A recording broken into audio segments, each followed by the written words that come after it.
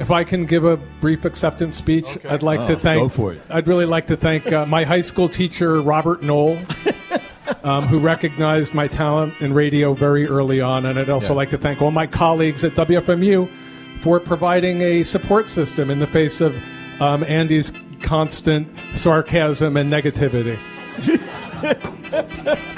All right. That's pretty good. Thank you very much. Thank you. Thank you so much for all your help. Thank you. Okay, I'd like to say a few words.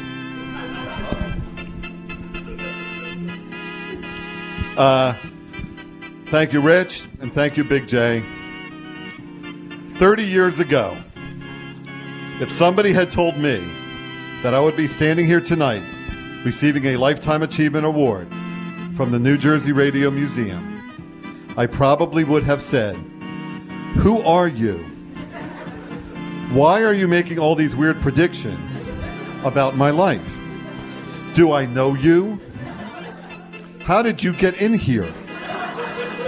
I probably would have kept him talking while secretly trying to call the authorities. Or, if I couldn't reach a phone, I'd probably try to gesture behind my back and try to flag down a passerby.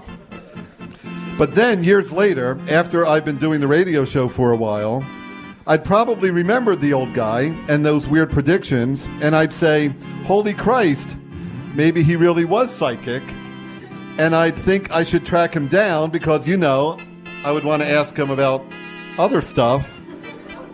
But then I'd probably stop and say, wait a minute, he's probably still mad at me because the last time I saw him, I called the police. So I'd go to the bank and take out $500 because I figure even if he was still pissed off, he's a psychic and would probably do a reading for $500.